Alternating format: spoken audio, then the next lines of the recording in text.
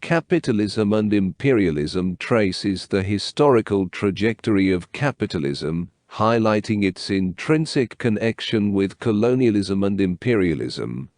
The prevailing economic narratives, critiqued by the authors, have often presented a one-sided view, assuming that capitalism can be comprehended in isolation, divorced from its indispensable ties to colonial exploits and the abundant resources derived from colonization that propelled its trajectory.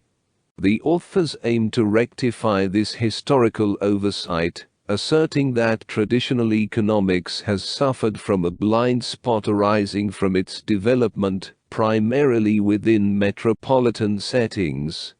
The book is structured into 6 parts, with the initial 4 sections delving into the theoretical dimensions of the capitalism-colonialism nexus and the evolution of capitalism until the post-World War II era.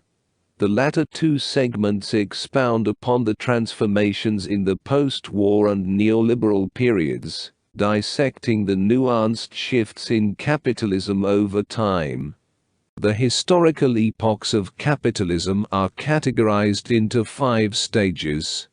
The pre-World War I era, the interwar period, the post-World War II golden age of capitalism, the era of globalization, and the recent years marked by a resurgence of perennial crises within capitalism, signaling an impasse.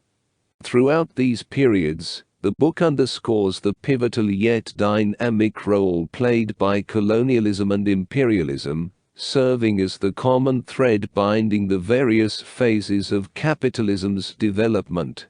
According to the authors, the prosperity of metropolitan centers in the narrative is intricately linked to the assistance provided by colonial and imperialistic plunder. The core argument of the book challenges the conventional wisdom held by mainstream economists, who posit that money in the form of wealth is an anomaly due to its perceived inability to generate profits. In contrast, the authors contend that, historically, this has never been the case within capitalism. They set out to demonstrate that the persistent demand for wealth in the form of money poses a continual threat to the progression of capitalism. In the absence of external stimuli, capitalism in isolation would stagnate. These external stimuli, identified as pre-capitalist markets, state expenditures, and innovations, are crucial for sustaining capitalism on an ever-expanding scale. The authors emphatically reject the notion of capitalism as a self-contained and perpetual system.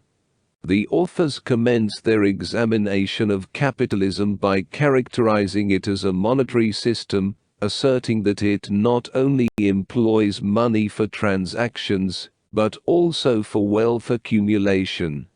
They argue that many economic schools fail to recognize capitalism's use of money to amass wealth, leading to the imperative of preserving the value of money. This is achieved through income deflation on the supply price of commodities, historically realized through imperialism.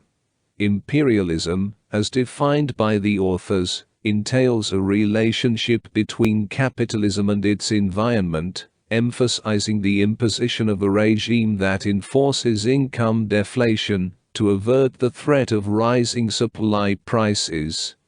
Through colonial subjugation and plunder, the metropole aimed to maintain a stable supply price of raw materials. The book meticulously traces the enduring centrality of imperialism to capitalism, acknowledging its evolving forms. In the post-war boom era dominated by Keynesian economics, imperialism's income deflation strategies were replaced by state-driven measures, sustaining demand in the metropolis, while maintaining a trade balance favoring advanced capitalist nations. Following decolonization, nationalist policies empowered the local bourgeoisie with dirigist regimes. However, in the neoliberal phase, the local bourgeoisie, once reined in by decolonized states, actively participates in the international finance system.